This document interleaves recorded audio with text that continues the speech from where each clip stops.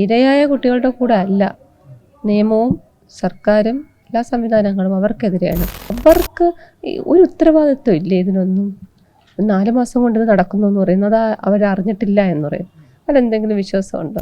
പാർട്ടിയിൽ പ്രവർത്തിക്കുന്നവർ അല്ലെങ്കിൽ ആ ബാക്ക്ഗ്രൗണ്ട് ഉള്ളവർ അവർ വീണ്ടും ഞങ്ങൾക്ക് പോയാൽ അവിടെ കിടന്ന് എന്ന് പറഞ്ഞു പോകുന്നവരും ബാക്കി ഇതെന്താണെന്ന് അറിയാത്ത കുട്ടികൾ പേടിച്ച് പോകുന്നവരുമുണ്ട്. അവർ സന്തോഷിക്കുന്നുണ്ടോ? ഓരോ കുത്തലും കുത്തിയിട്ടും ഓരോന്നും ചെയ്തിട്ടും കരയുന്ന സമയത്ത് ഇവർ സന്തോഷിക്കുന്നത്. അപ്പോൾ ക്രിമിനൽ മൈൻഡാണ് ഇവർക്ക്. മൃഗങ്ങൾക്ക് പോലും കഴിയില്ല. അവർ ഓട്ടിച്ചിട്ടിട്ട് കിട്ടിയാലേ അവർ ഉപദ്രവിക്കുകയുള്ളൂ ആണല്ലോ. ഇത് കെട്ടിയിട്ടിട്ട്.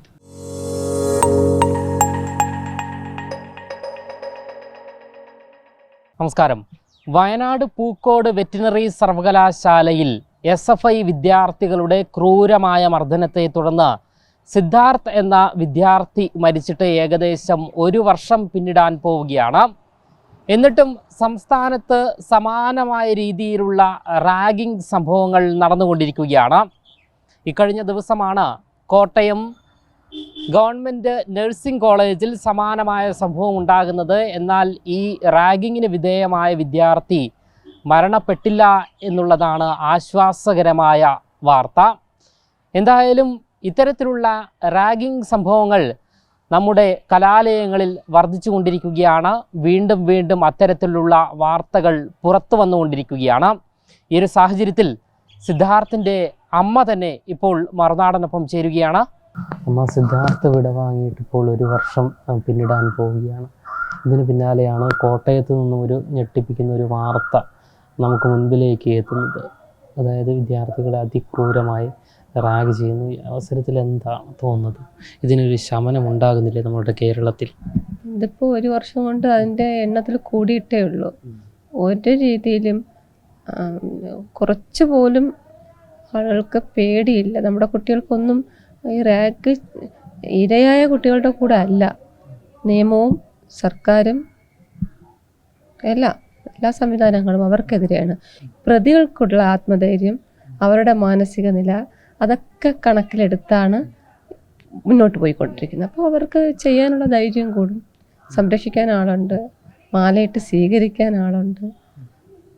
പിന്നെ അവർക്ക് ധൈര്യം കൂടും, പഠിക്കാൻ അനുവദിക്കും. എവിടെ വേണമെങ്കിലും പോയാൽ പഠിക്കാം. 3 വർഷത്തേക്ക് ഡീബാർ ചെയ്ത കുട്ടികളാണിപ്പോൾ ക്ലാസ്സിൽ കയറി പഠിക്കാൻ അനുവാദം കൊടുത്തത്. നമ്മുടെ അപ്പിട്ട് പോയത് അത് സ്റ്റേ ചെയ്തു എന്ന് പറയാം. അല്ലെങ്കിൽ അവർ പഠിക്കില്ലേ?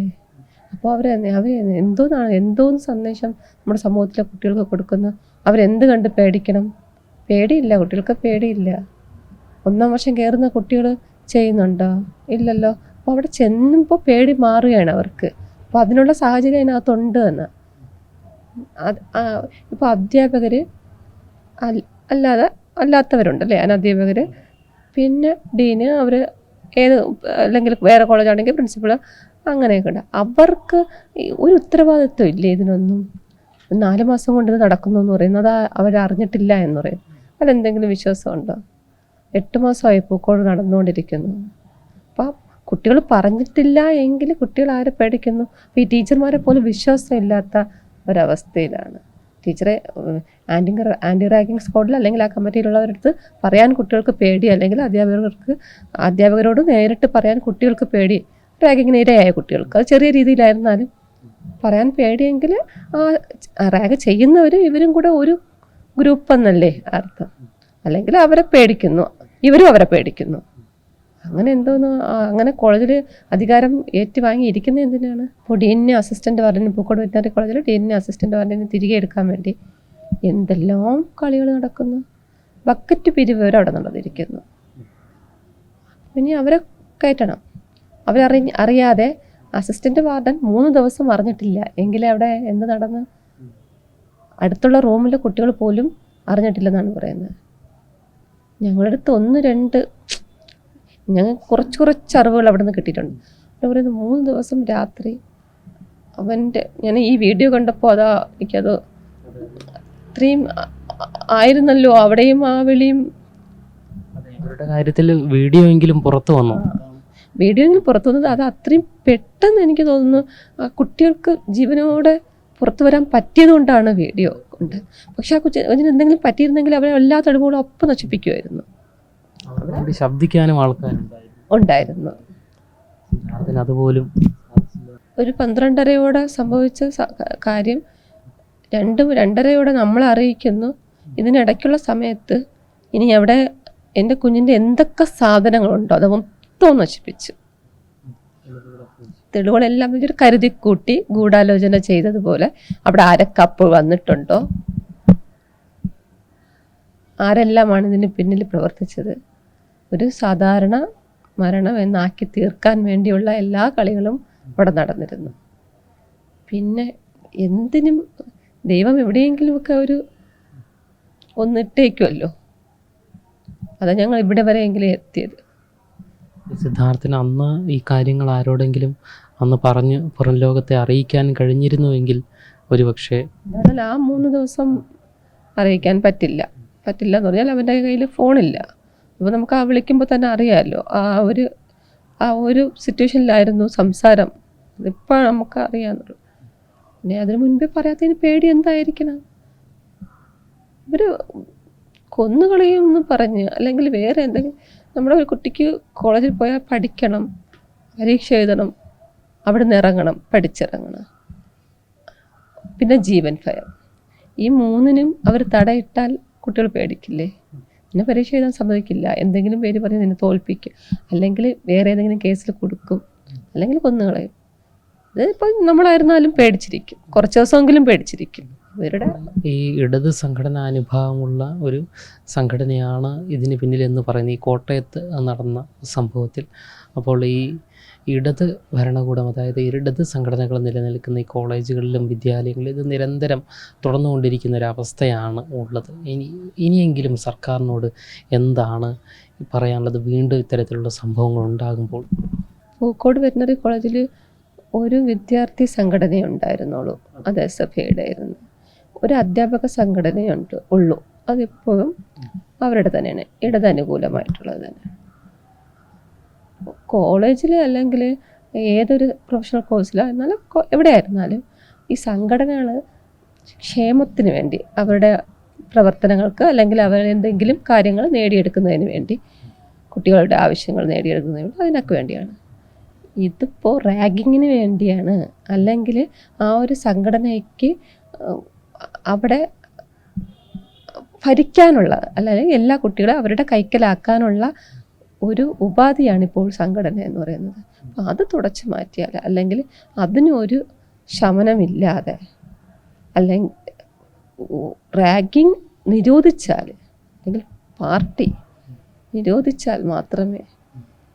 റാഗിങ് കൊണ്ട് പണ്ടൊക്കെ ഉദ്ദേശിക്കുന്നത് കുട്ടികൾക്ക് ഒരു പുതുതായി വരുന്ന കുട്ടികളെ മറ്റുള്ള കുട്ടികളുമായിട്ടൊന്ന് സഹകരിച്ച് പോകണം, അവരുടെ സ്റ്റേജ് ഫിയറൻസ് അതൊക്കെ ഒന്ന് മാറ്റിയെടുക്കണമെന്നാണ്. ഇപ്പോൾ കുട്ടികൾക്ക് പേടിയാണ് റാഗിങ് എന്ന്. ഒരു പുതിയ കോളേജുകളിലോട്ട് പോകുമ്പോൾ കുറച്ച് കുട്ടികളെങ്കിലും പേടിക്കുന്നു.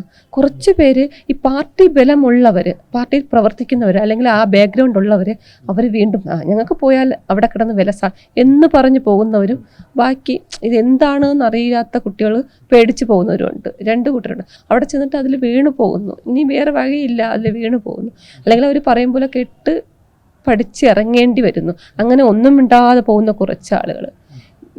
ഇനി ഞാൻ അങ്ങോട്ട് ചെന്നാൽ അവിടെ ഭരിച്ച് എൻ്റെ സീനിയേഴ്സാണ് അവിടെ ഉള്ള എല്ലാവരും. എനിക്ക് എന്നെ മാലയിട്ട് സ്വീകരിക്കാൻ ആളുണ്ടെന്നുള്ള രീതി പോകുന്ന കുറച്ച് കുട്ടികളുണ്ട്. അവർക്ക് കുറച്ചുകൂടെ ധൈര്യം കൂടും. അപ്പം ആ എണ്ണം കൂടിക്കൊണ്ടിരിക്കും. ഭരണം അവരുടെ കൂടെ ആണെങ്കിൽ പിന്നെ അതിനൊരു ശക്തി കൂടുമല്ലോ. കുട്ടികൾ പുറത്തോട്ട് പോകണേനൊന്നും, പുറത്ത് പോയി പഠിക്കണമെന്നൊക്കെ പറഞ്ഞ് പാരൻസിൻ്റെ അടുത്ത് പറയുന്ന കുട്ടികളുടെ കാര്യം ഇതൊക്കെ ആയിരിക്കാം ചില കാരണങ്ങൾ. ഇവിടെ നിന്നിട്ട് എന്താ, ചില കുട്ടികളൊക്കെ ഇവിടെ ചിലപ്പോൾ വരുന്ന കുട്ടികളൊക്കെ ഇങ്ങനെ ചോദിക്കുന്നത്, ഇവിടെ നിന്നിട്ട് എന്ത് ചെയ്യാനാ? ഇവിടെ ഒന്നുകിൽ പാർട്ടി പ്രവർത്തിക്കണം, അല്ലെങ്കിൽ ഒന്നും തലയിടാതെ പോയിരുന്നാലും നമുക്ക് ജീവിക്കാൻ പറ്റില്ല. പാർട്ടിയിൽ പ്രവർത്തിച്ച് കൊടി പിടിച്ച് ലഹരിക്കടിമയായി പെണ്ണ് കേസിൽ പെട്ട് അതാണ് അവരുടെ ഒരു സുഖം എന്ന് പറയുന്നത്. അതൊക്കെയാണ്. എങ്കിൽ പിന്നെ കുഴപ്പമില്ല. അല്ലാത്തവരെ കുടുക്കിയിരിക്കും. ഒരു 1ാമത്തെ കേസ് ലഹരിയിൽ, അല്ലെങ്കിൽ ഏതെങ്കിലും ഒരു സ്ത്രീ വിഷയമെടുത്തിടും. ഇവരുടെ പക്ക കളി ഇതാണ്. വളരെ ക്രൂരമായ രീതിയിലാണ് ഇവർ മർദ്ദിക്കുകയും ഇത്തരത്തിലുള്ള സംഭവങ്ങളൊക്കെ ചെയ്തിരിക്കുന്നത്. പൊതുസമൂഹത്തിൽ നിന്നും പ്രധാനമായി ഉയർന്നു വരുന്നത് ഇവർ സത്യത്തിൽ മനുഷ്യരാണോ, മനുഷ്യരുടെ മനോഭാവമുള്ളവരാണോ? ഒരു മനുഷ്യരല്ലെങ്കിൽ ഒരു കുടുംബത്തിൽ അച്ഛനമ്മ സഹോദരങ്ങളോട് സംസാരിക്കുന്ന, അവരുടെ സ്നേഹം കാണിക്കുന്ന ഒരു കുട്ടികൾക്ക് അത് ചെയ്യാൻ പറ്റുമോ? അവരെ സന്തോഷിക്കുന്നുണ്ടോ? ഓരോ കുത്തലും കുത്തിയിട്ടും ഓരോന്നും ചെയ്തിട്ടും കരയുന്ന സമയത്ത് ഇവർ സന്തോഷിക്കുന്നത്? അപ്പോൾ ക്രിമിനൽ മൈൻഡാണ് ഇവർക്ക്. ഇവർ പുറത്ത് ഇറങ്ങിയിരുന്നാലും ഇതൊക്കെ തന്നെയാണ് ചെയ്യാൻ പോകുന്നത്. ഒരു കുടുംബത്തിലും ജീവിക്കാൻ പറ്റുന്നില്ല, അല്ലെങ്കിൽ കുടുംബമായി ജീവിക്കാനോ സഹോദരങ്ങളോ കൂടെ കൂടാനോ നല്ലൊരു സുഹൃത്ത് ബന്ധം ഇവർക്ക് കിട്ടാൻ ഒരു യോഗ്യരുമല്ല. ഇവർ പഠിക്കാൻ കോളേജിൽ കയറി കുട്ടികൾ അടുത്ത ബെഞ്ചിലിരുന്ന് പഠിക്കാൻ പോലും യോഗ്യരല്ലാത്തവരാണ് ഇവർ. അവർ ചിരിക്കുന്ന കണ്ടോ? അത്രയും ആ വേദനയിൽ അവരെ ആസ്വദിക്കുകയാണ്. അപ്പം അത്രയും മൃഗങ്ങൾക്ക് പോലും കഴിയില്ല. അവർ ഓട്ടിച്ചിട്ടിട്ട് കിട്ടിയാലേ അവർ ഉപദ്രവിക്കുകയുള്ളൂ ആണല്ലോ. ഇത് കെട്ടിയിട്ടിട്ട്. അപ്പോൾ ഇവരെയൊന്നും പഠിക്കാൻ അനുവദിക്കരുത്. ഈ ശിക്ഷ എത്രത്തോളം കഠിനമാകുമോ അത്രത്തോളം നമ്മുടെ ഈ സിദ്ധാർത്ഥിനെ ശിക്ഷിച്ചവരും ഇപ്പോൾ പുറത്ത് വിലസി നടക്കുന്ന ഒരു സാഹചര്യമാണുള്ളത്. അപ്പോൾ ഈ ഒരു അവസ്ഥയിൽ ഈ റാഗിങ് നടത്തിയവരുടെ പേരിൽ നടപടി എടുക്കുമോ എന്നുള്ള സംശയം. 1 വർഷമായിട്ട് ഞങ്ങൾക്ക് നീതി എന്ന് പറയുന്നത് നമ്മുടെ സർക്കാരിൻ്റെ ഭാഗത്തു നിന്ന് കിട്ടിയിട്ടേ ഇല്ല. ഞങ്ങളുടെ പോരാട്ടം അതെത്രത്തോളം ശക്തം എന്നുള്ളതിന് തെളിവാണ് ഇപ്പോൾ കിട്ടിയിരിക്കുന്ന എന്തെങ്കിലും ഉണ്ടെങ്കിൽ തന്നെ. പിന്നെ ഞാനിപ്പോൾ കോട്ടയത്തെ കേസിലെ കുഞ്ഞിൻ്റെ മാതാപിതാക്കളോട് എനിക്ക് പറയാനുള്ളത്, വെറുതെ വിടരുത്. നിങ്ങൾക്ക് ഒരു എവിഡൻസായിട്ട് ഒരു വീഡിയോ ക്ലിപ്പെങ്കിലും ഉണ്ട്, അത് വച്ച് നിങ്ങൾ പോരാടുക. നമ്മുടെ കുഞ്ഞിനെ കിട്ടി ഇനിയിപ്പോൾ ഒന്നും ചെയ്യണ്ട എന്ന് പറഞ്ഞിരിക്കരുത്. പോരാടി അവന്മാരെ പഠിക്കാൻ അനുവദിക്കരുത്. ഒരു കോഴ്സിനും 3 വർഷം ഡിബാർ ചെയ്ത കുട്ടികളാണ് ഇവിടെ പഠിക്കാൻ കയറിയിരുന്നത്. അപ്പോൾ എത്രത്തോളം നമ്മൾ ശക്തമായി നിൽക്കുന്നു, അതിന് ഒരു കുടുംബത്തിൽ വരാൻ വേണ്ടി കാത്തിരിക്കരുത്. എല്ലാവരും ഒന്നിച്ചിറങ്ങണം. നിയമം നമുക്ക് കൂടെ നിൽക്കുമെന്ന് നമ്മൾ ഉറപ്പിച്ച് പറയാൻ പറ്റില്ല. എല്ലാത്തിനും നിയമങ്ങളുണ്ട്. നമ്മളെ രക്ഷിക്കാനുള്ള എല്ലാ നിയമങ്ങളുണ്ട്. അത് പാലിക്കപ്പെടേണ്ടവർ പാലിച്ചില്ലെങ്കിൽ, അല്ലെങ്കിൽ അത് നടത്തപ്പെടേണ്ടവർ നടത്തിയില്ലെങ്കിൽ ജനങ്ങൾ ഇറങ്ങണം. എന്തായാലും സിദ്ധാർത്ഥിൻ്റെ അമ്മ പറഞ്ഞു വെക്കുന്നത്, റാഗിങ് നടത്തിയ ഈ പ്രതികളായ വിദ്യാർത്ഥികൾ ഇനിയും ഈ കോളേജിൽ പ്രവേശിക്കും എന്നും ഇവർക്ക് തക്കതായ ശിക്ഷ ലഭിക്കുമെന്നുള്ള പ്രതീക്ഷ നിലനിൽക്കുമോ എന്ന സംശയവുമുണ്ട് എന്നും ഈ അമ്മ പറഞ്ഞു വയ്ക്കുകയാണ്. ക്യാമറമാൻ അഖിലിനൊപ്പം അമൽ രുദ്ര, മറുനാടൻ മലയാളി, തിരുവനന്തപുരം.